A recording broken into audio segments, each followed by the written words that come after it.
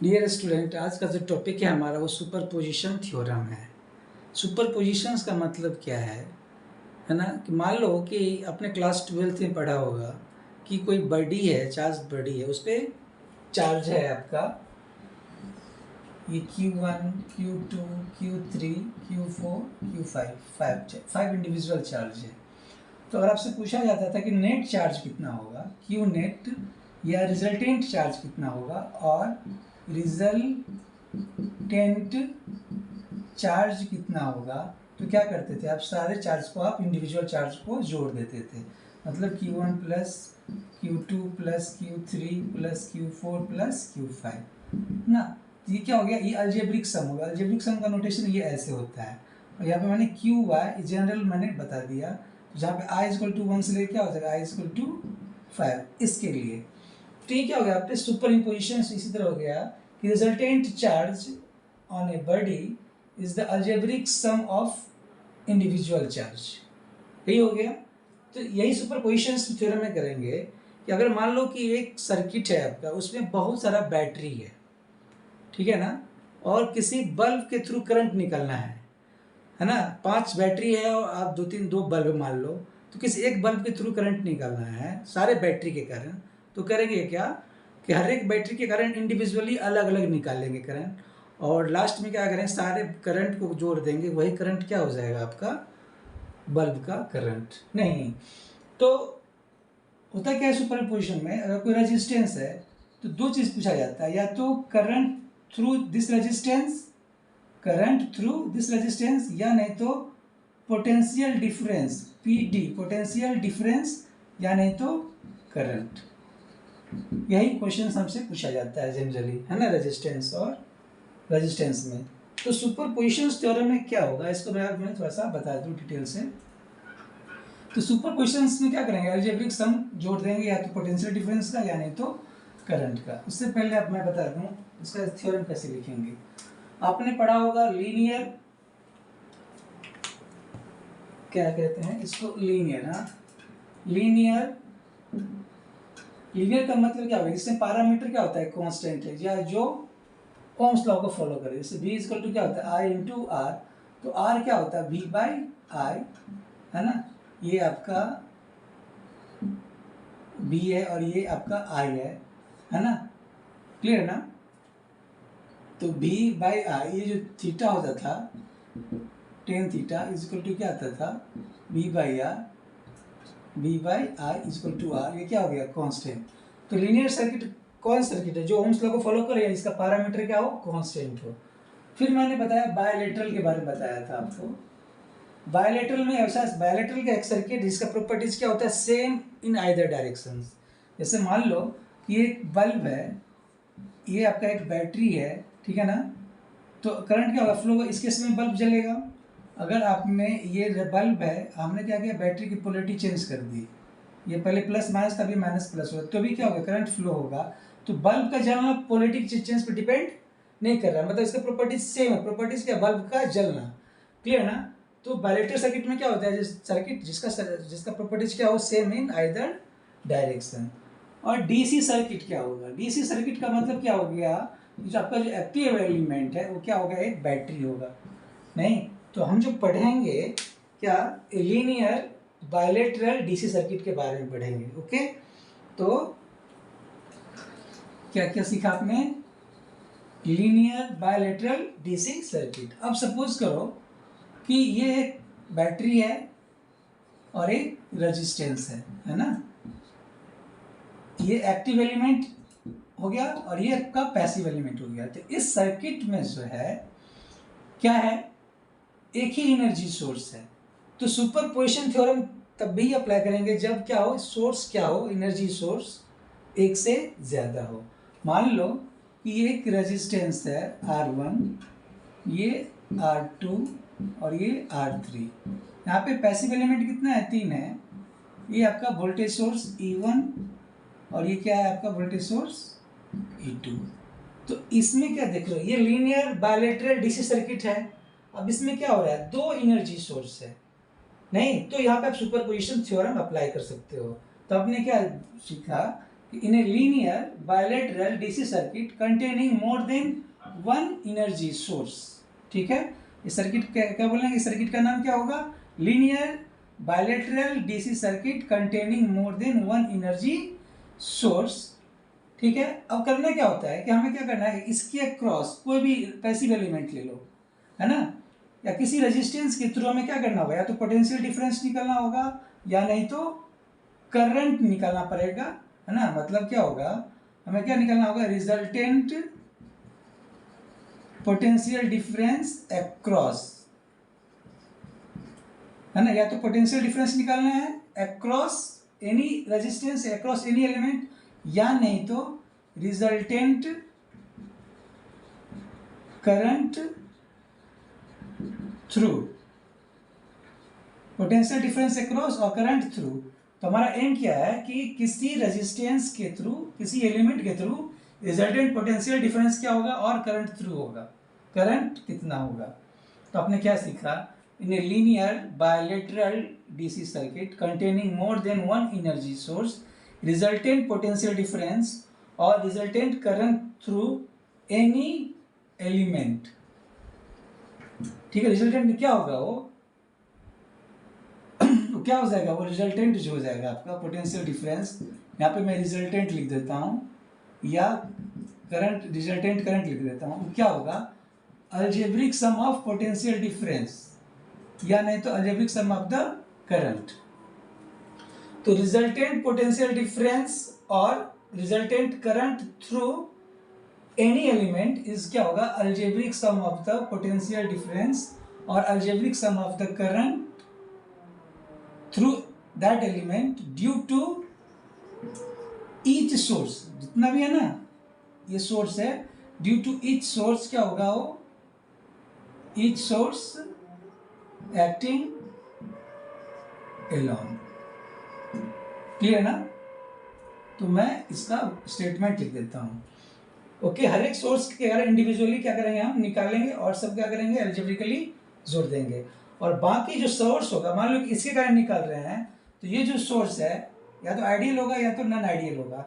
ये जो ideal voltage source होगा या तो आइडियल करंट सोर्स होगा, उसको क्या करेंगे रिप्लेस कर देंगे। अगर वोल्टेज सोर्स होगा तो शॉर्ट सर्किट से, या नहीं तो अगर करंट सोर्स होगा तो उसको ओपन सर्किट से। तो मैं इसके स्टेटमेंट को मैं लिखने जा रहा हूँ, है ना। तो स्टेटमेंट क्या होगा इसका,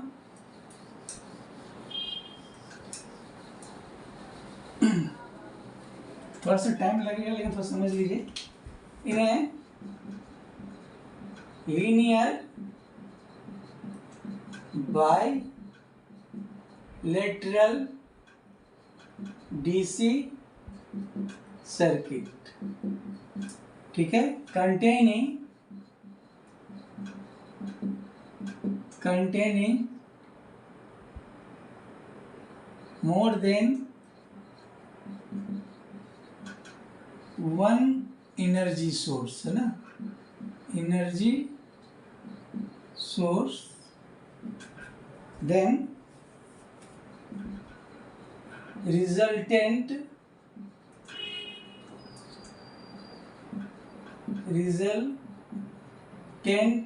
क्या, पोटेंशियल डिफरेंस, है ना, पोटेंशियल डिफरेंस, ओके, अक्रॉस, ये वर्ड याद रखना, potential difference across, resultant potential difference across और करंट थ्रू, ये वर्ड लिखना है, current through any element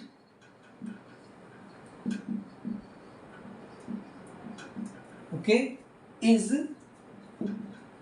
algebraic sum, है ना, algebraic sum of potential difference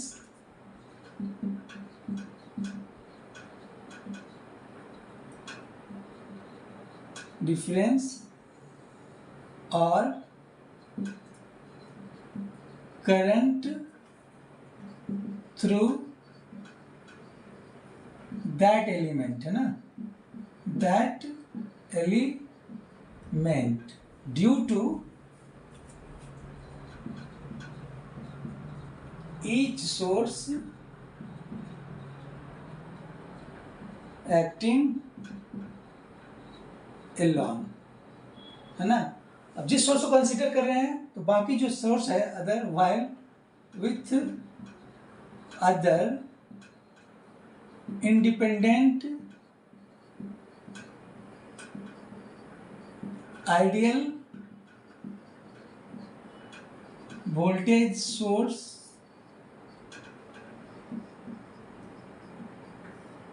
okay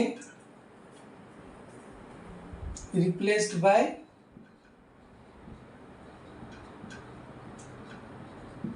short circuit, है ना, short circuit and independent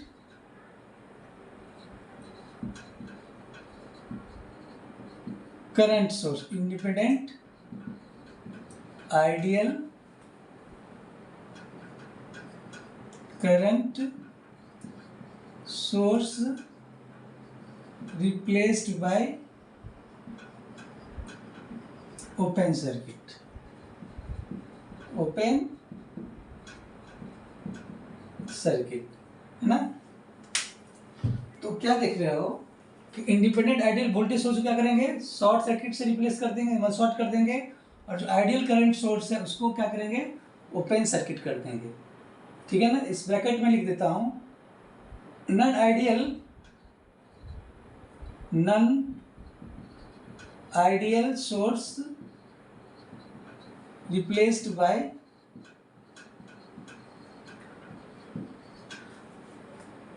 their internal resistance। Okay, चलिए इसको अब मैं समझता हूँ, इसको मैथमेटिकली कैसे लिखेंगे। ओके, मान लो कि टोटल एनर्जी सोर्स एन क्या है, नंबर ऑफ एनर्जी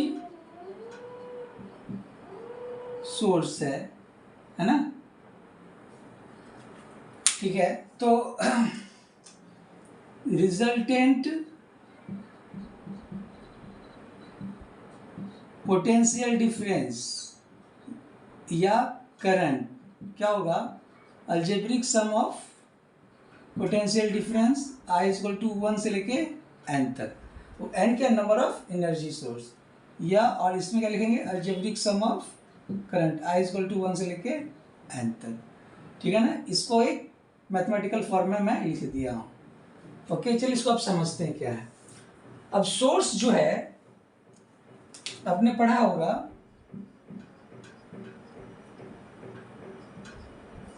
एक तो होता है क्या, वोल्टेज सोर्स, ठीक है, और दूसरा क्या होता है, करंट। अब वोल्टेज सोर्स में क्या, तो रियल और एक क्या हो जाएगा, आइडियल, है ना। अब वोल्टेज सोर्स दो टाइप का होता है, एक तो रियल और एक आइडियल। रियल का क्या होगा, जो इंटरनल रेजिस्टेंस होगा वो जीरो नहीं होगा, और इसका इंटरनल रेजिस्टेंस क्या हो जाएगा, जीरो। जैसे मान लो ये बैटरी है E, और ये क्या हो गया इसका RI, तो ये यहाँ से लेके यहाँ तक क्या हो गया आपका एक real voltage source, non ideal voltage source जिसको बोल सकते हो। और इस केस में क्या होगा, इंटरनल रेजिस्टेंस तो जीरो है, ये E रहेगा।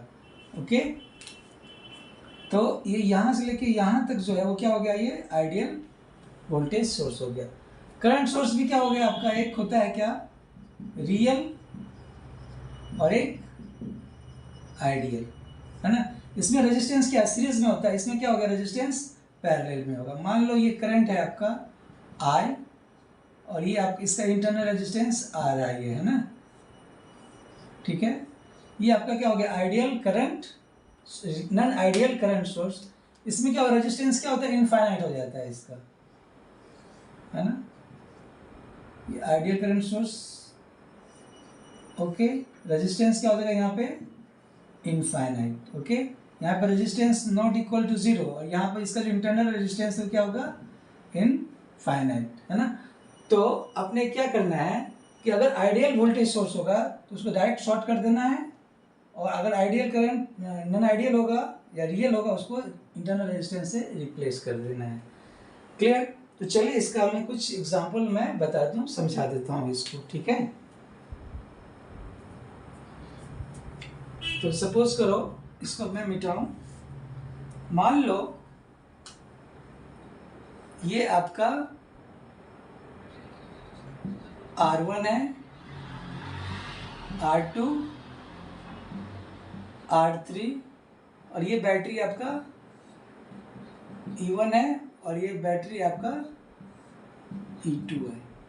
तो यहाँ पे सिर्फ क्या आइडियल वोल्टेज सोर्स है ना, और करंट सोर्स है ही नहीं, है ना। तो हमें मान लो कि R1 के थ्रू क्या करना है, हमें करंट निकालना है ना। तो क्या करेंगे, consider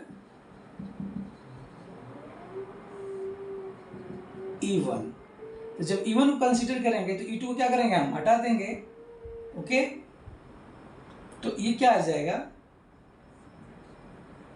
E1 R1 R2 R3 और ये जो E2 था इसको मैं क्या करना है, हमें हटा देना है, रिप्लेस कर देना है किससे, शॉर्ट सर्किट से। अभी क्या करना है, इस दोनों को शॉर्ट कर देंगे, ठीक है ना। अब हमें क्या करना है, इसका करंट निकालेंगे।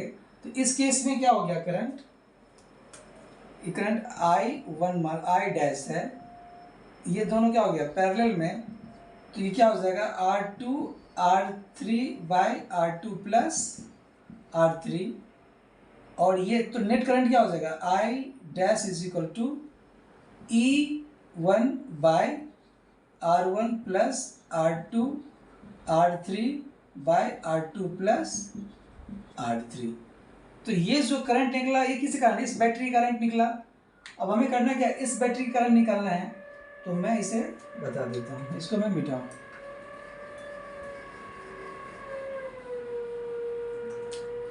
Considering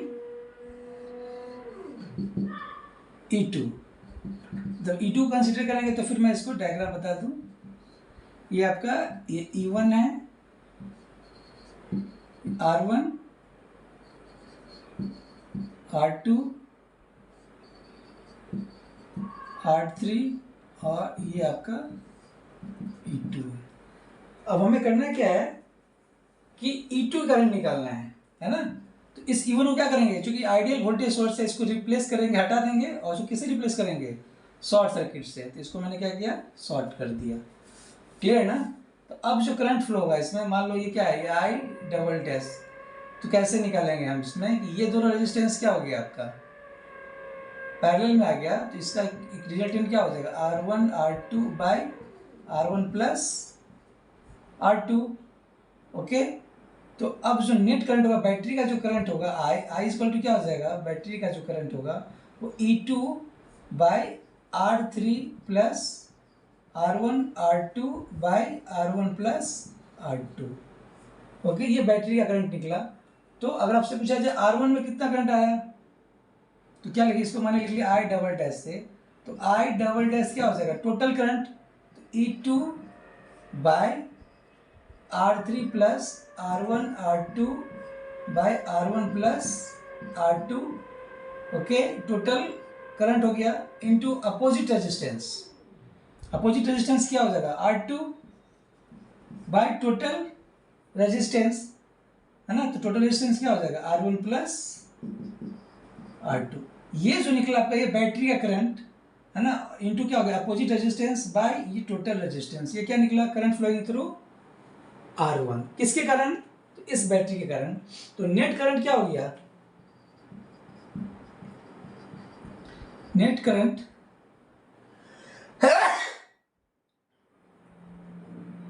net current through R1 क्या हो जाएगा, करंट का, इसमें करंट का डायरेक्शन क्या है, इस तरह जा रहा है लेफ्ट टू राइट, इसमें क्या है राइट टू लेफ्ट। इसको अलजेब्रिकली क्या करेंगे, ये जोड़ देंगे, तो ये तो चूंकि माइनस दोनों का डायरेक्शन के अपोजिट है, तो क्या हो जाएगा I dash minus I double dash. Okay, solve करेंगे तो वो निकलेगा हमारा इसका करंट। ओके, यही था हमारा सुपरपोजिशन थ्योरम। नेक्स्ट क्लास में मैं इसका जो है न्यूमेरिकल बताऊंगा, है ना। Thank you.